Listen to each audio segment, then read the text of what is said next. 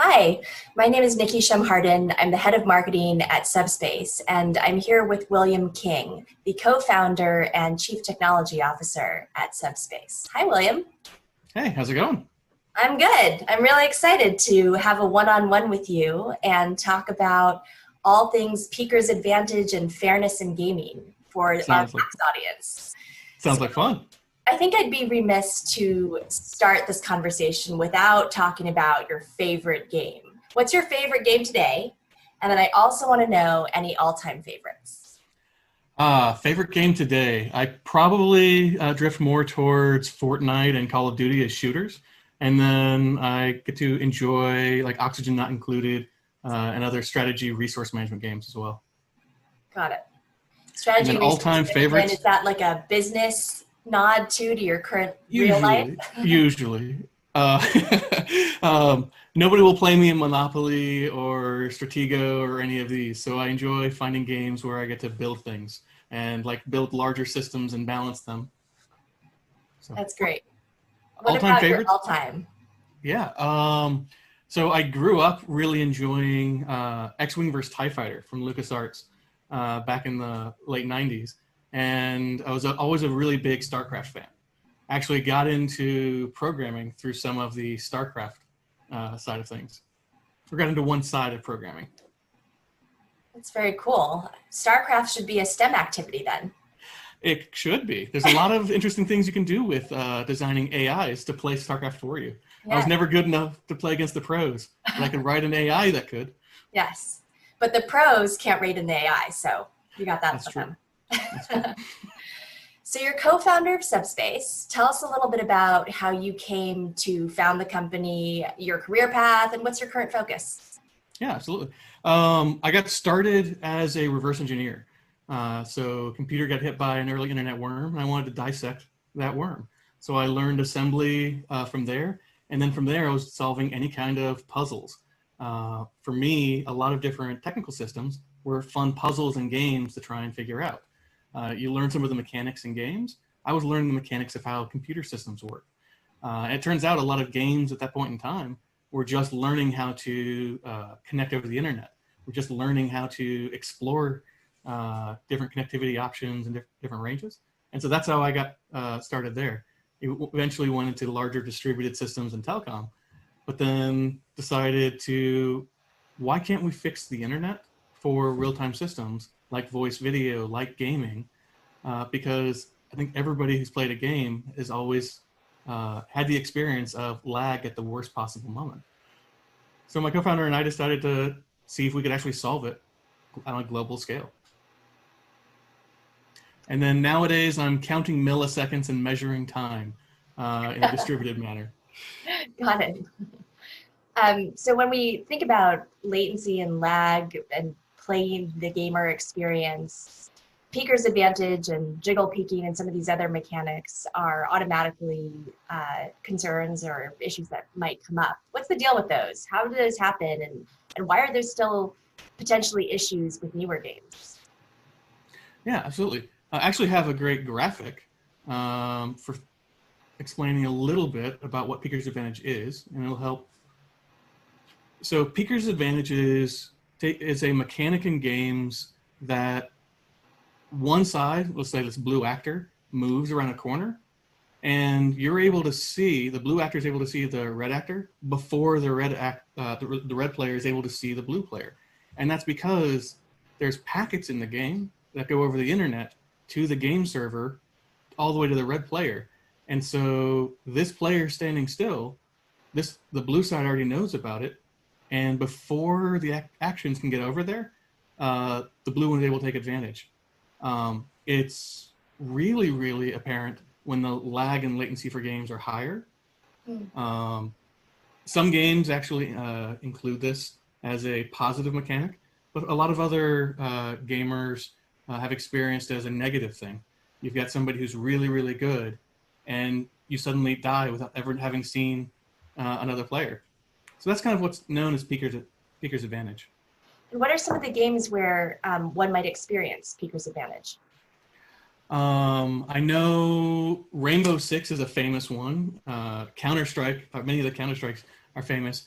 where you'll see pros use this technique to a major advantage for them. Other games on larger, like 100-person battle royale games, you see it as well. But there they're playing off more of the latency between the server difference. If you live near the server, you have a much higher peaker's advantage effectively than others do. Right. Does this also impact other sort of mechanics, lag and differences in latency between players besides peaker's advantage? Yeah, it does. It does.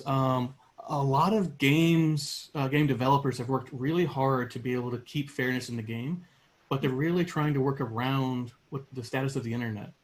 And so when the players are playing, there are input lags and a bunch of other things that'll add up throughout the experience. So a player who ducked behind cover could still get hit because the game server wasn't able to get that signal that they ducked behind cover before they got the signal from another player that they had taken a shot.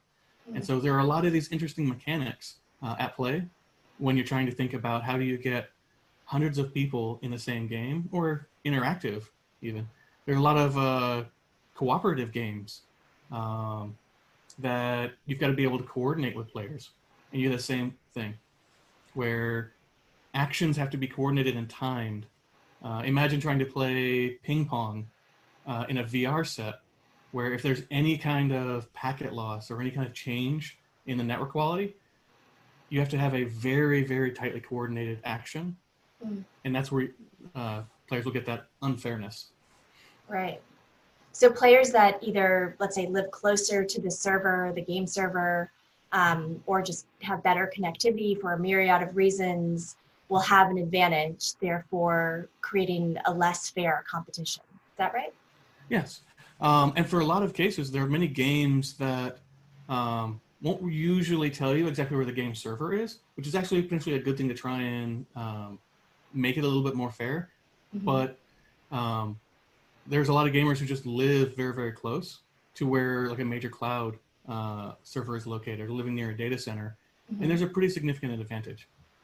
Usually you'll find if you go to, like, for me, it was always a LAN party, or you go to some kind of an event where everybody's in the same local network, that actually levels the playing field. Right. But certainly that can't be easy to replicate in today's shelter-in-place environment. I'm guessing that not a lot of people are able to get together in the same LAN environment. That's very true. You really can't. And so there are a lot of different companies and organizations and game publishers and developers trying to find ways, with this new environment, how do we invent new technology? How do we improve the infrastructure so that more people can play? In a lot of cases, matchmaking would try and match players with only players in the same city. And effectively, you're playing with the same group of hundreds or a few thousand people repeatedly. So if you've learned some neat trick, within a short period of time, everybody you're playing against has learned your trick.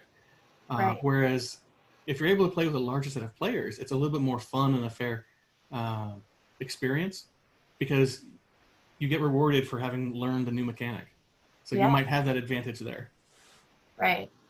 I think it's interesting. There's so much conversation today about fairness and inclusivity and diversity in gaming, but there doesn't seem to be a lot of conversation as it relates to those topics and this issue, right? There's, it seems to focus more on the player types as opposed to making sure that the connectivity and the experience is equal, no matter where you're connecting from or what your connectivity is like or how close you are to the game server, right? I imagine that in certain regions of the world, you're just naturally disadvantaged based on the connectivity. Is that right?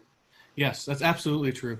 The internet wasn't all built at one time globally, and it's not all the same type of a build out everywhere. There's a lot of infrastructure that's very, very different. And I think a lot of people look at the internet and how gamers are able to interact electronically as too hard of a problem to solve. But that's actually one of the fun things for myself and for folks here at Subspace, where we're actually taking on the hardest of these problems and saying, how can we actually level those playing fields so that we can play against more people, so that we can enjoy with new different communities. Having that shared experience across language boundaries, across geographies, is a lot of fun. So this is selfishly motivated. You just want to have a more competitive Fortnite experience. Is that what you're saying? I can't say it's not a part of that. You're building a company for you. Okay, I got it. So how do you think that Peaker's Advantage is impacting gaming culture and lag more broadly and these sort of similar issues and the resulting mechanics? What's the impact on culture for gaming? Yeah, I think what I have seen personally is many different people, from developers and gamers, didn't really know about these concepts initially. Like, nobody really talked about it several years back, but as technology progresses, as more people are playing, as there's more variety in skill sets, some of these mechanics are coming to light and getting names. Some games have said they can take mechanisms to keep a level playing field, making it more enjoyable or engageable for casual gamers. And you have a game where casual gamers are able to come in and enjoy, the mechanics are a little bit smoother, where other games try and go for more of a realism or more of a hard learning curve. And for gamers who want to really be able to sharpen their skill sets on a wide variety of difficult mechanics, they're able to drift towards those other games. So you've got different subcultures of gamers coming out depending on what they want to do. I know for myself, I enjoy some of the harder shooters. I enjoy the challenge of learning some of the techniques and playing with folks who want to do that. Some days I'd rather just go and work with a cool system, design something beautiful, work on it. As an example, I've played Stardew Valley a lot with friends, and that's a lot of fun. Yeah. And so you get different cultures that are developing and being able to recognize what that particular gamer culture is looking for. What's the shared experience they're wanting to enjoy with their friends and their community? And you've got the ability to self-select in to games and other environments that are closely optimized for what you're looking for. Right. But that's why addressing these latency issues is so important for creating that shared experience, right? So that people can have a great experience no matter where they are and how they're connecting. Otherwise, there are too many silos, right? And there's too much of limitation based on skill.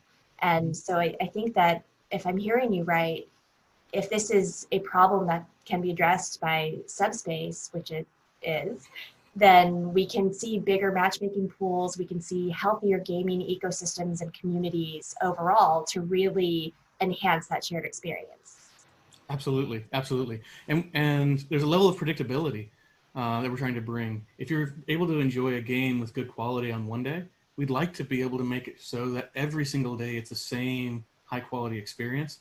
Because a lot of people can think of times when there's been a major internet event which suddenly degraded their experience. That might be the only couple of hours that they can play that week.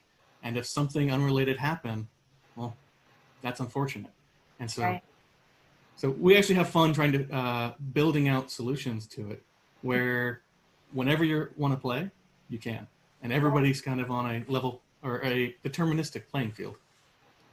What are some of the ways that other companies, as you referenced earlier, are trying to address this issue of fairness? So from there, there's many different companies along the different ecosystems. So ISPs have been trying to solve this by building out better infrastructure. But they're looking at not just games, but all kinds of different content. A lot of video content actually gets in the way of games. Games are usually super sensitive, where video content's not. Video content's usually gigs of traffic, where games is a lot of little tiny bits of traffic. Game publishers are changing some of the mechanisms, trying to be able to help tune it and be able to work around it. But a lot of times you feel you don't have much of a budget to be able to help try and solve some of these pieces. And by budget, I mean a latency budget. Other companies have gone through and tried to accelerate and fix some of the problems of the internet. And they've come out and realized it's a very hard problem. It's a fun challenge. It's an amazing adventure, but it's a hard set of problems. Right. So I think that a gamer who's looking to participate in a more fair and more competitive experience should seek to get their game on Subspace, right? It wouldn't hurt. So what we actually found, so I look at it as a game of actually how can we find all of the interesting places where the internet has not been amazing, has been unfair, and how can we actually level that?